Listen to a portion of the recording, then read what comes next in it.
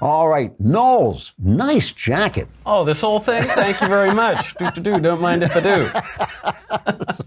So I just have to ask, did you see this Avengers movie that everybody keeps telling me was so great? In deference to the Andrew Klavan show and the Michael Knowles show viewers, I did not see this movie because I just know, there's a 98% chance I'll have nothing nice to say about it. Right. And people get so angry when you criticize Marvel. I know, they get so ticked off at us.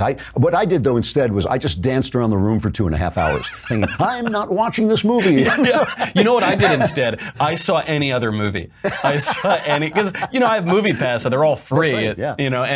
I saw the Joaquin Phoenix movie. Quite good, actually. Was that good? Yeah, it was quite good. It's like every Joaquin Phoenix movie. It's just him kind of shaking and muttering to himself for 2 hours. He doesn't care if he makes contact with the audience at all. I watched The Hitman's Bodyguard, which I have to be honest, like kind of second-rate action films are my bliss. They just put me in this kind of haze, like this. My eyes kind of get all white and milky, and I just sit there with this kind of stupid smile on my face. It was great. So, anyway, what is happening with this thing on the southern border? Are we being invaded? If I read Drudge, it makes me feel like the armies of the night are coming for us. That's what's happening. Oh, okay. Speaking of following your bliss, there are 1,000 Central Americans who have left Honduras and are marching all the way up, and they've just arrived at the border at Tijuana.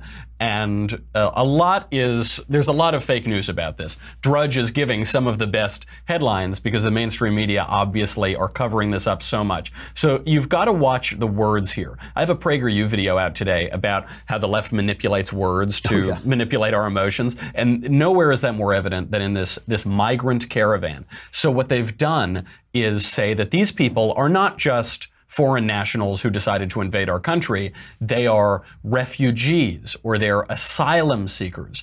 And that language is very important because after the Holocaust, the United States agreed, along with many other countries in the world, that whenever someone shows up at your door and asks for political asylum and makes the claim, no matter how absurd, that they'll be killed if they return to their country, you have to process them. So you have to give them some entry and give them a due process and consider their claim. So this is very important. The organization that is running this whole thing is called Pueblo Sin Fronteras, which is roughly people without borders or towns without borders.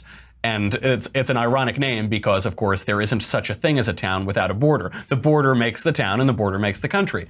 Nevertheless, there's, what they want to suggest, what they want the optics to look like, is that this is a grassroots uprising of refugees in war-torn Honduras who have just one day decided that they're all going to heroically march 2,000 miles to the border. That's not really what happened. There are a lot of buses and trains that take part in this, and it's all organized by an American organization. Pueblo Sin Fronteras, despite the Spanish name, is actually based in Los Angeles County. The organization's based right here, yeah. They use the name in Spanish, well, one, because that's, I think, the official language of Los Angeles County, but also to make it seem like this transnational movement, which is what they're trying to show. So there were 1,000 people that left Honduras. Some of them fell off along the way. They stuck around in Mexico or somewhere else, and 600 are at the door. Now, it's amazing. The guy who's organizing this, Rodrigo Abeja, he said, these are people that have been stranded in Mexico awaiting refuge.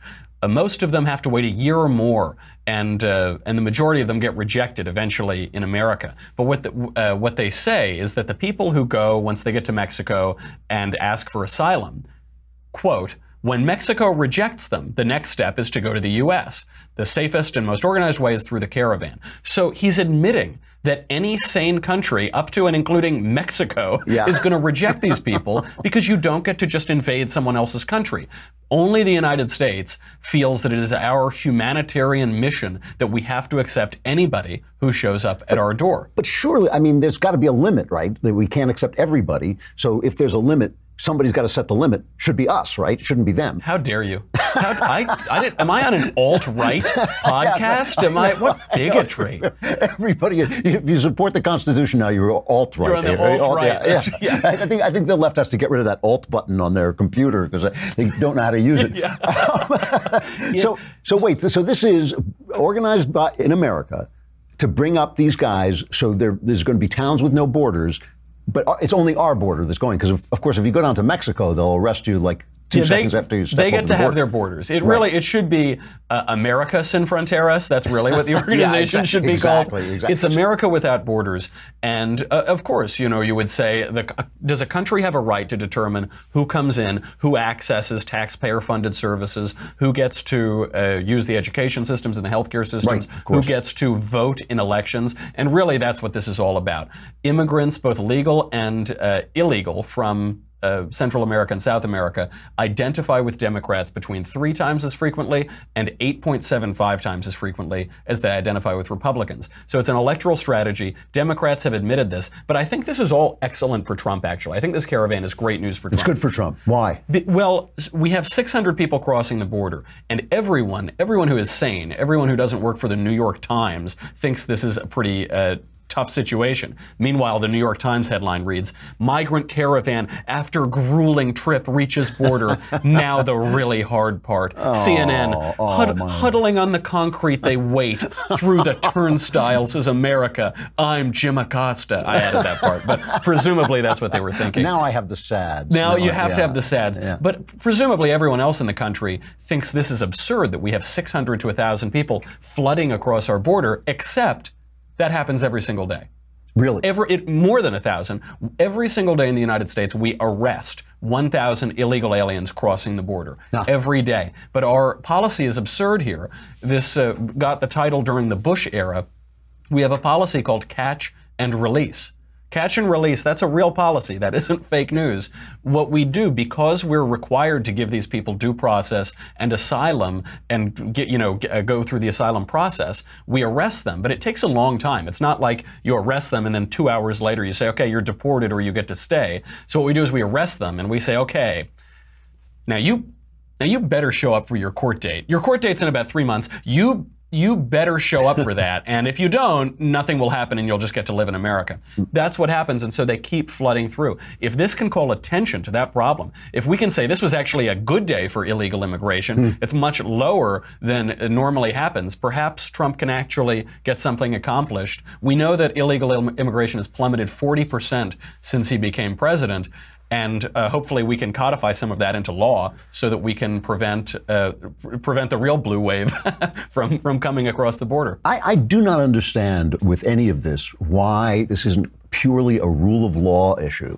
I've never understood this. They always, obviously the left always wants to throw race at you to make you feel bad, so you back down. But I do not understand why the laws are passed, as I recall, I seem to remember that the laws are passed in Washington in Congress. So when you have congressmen and senators saying, oh, we don't have to obey those laws, what kind of country are they envisioning? A country where we obey the laws until our hearts are moved by CNN writing about the concrete? I mean, is that really the country that they want to have? Because after all, the people's emotions aren't always going to go their way. People are sometimes going to emote and say, you know what, we'd like to come to Washington and drag you out in the street and dump you in tar and feathers and throw you in the Potomac, and then we would say, well, yeah, but that's against the law.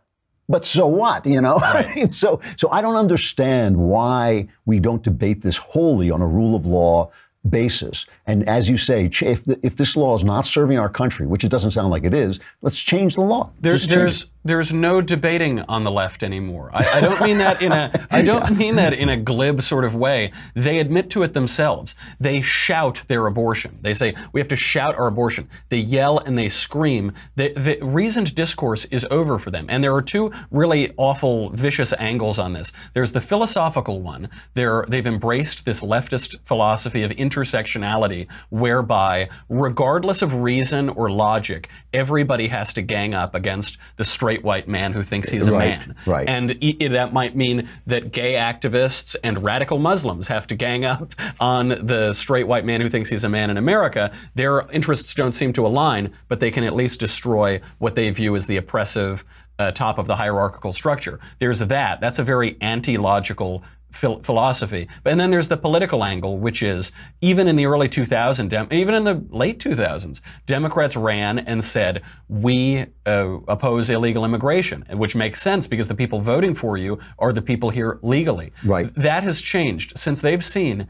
that they are so close. If they just give amnesty to a few more people, if they just give amnesty to some more felons and some more foreigners and some more children, if they give them all the right to vote, then they'll win more elections. I think the rule of law is no longer in their favor, and so they're going to undermine it. You know, there's a line in the famous play, A Man for All Seasons, about St. Thomas More, and I can't quote it exactly, but what he says basically is if you knock down the laws to get away, to chase the devil, what will you do when the devil turns around on you? What will protect you? All the laws having been laid flat. Right. And I think that is going to come back and haunt them. What are you talking about on your show today? Today, I'm going to be talking all about Michelle Wolf. I'll be knocking down every criticism. But I'll be going joke by joke. I watched this whole thing. I didn't watch Avengers, but I did watch her. And I'll explain why Michelle Wolf is not a comedian. The difference between comedy and important comedy. The difference between laughs and claps. Great. It sounds terrific. I will be there. Michael Knowles Show coming up. Thanks, Knowles.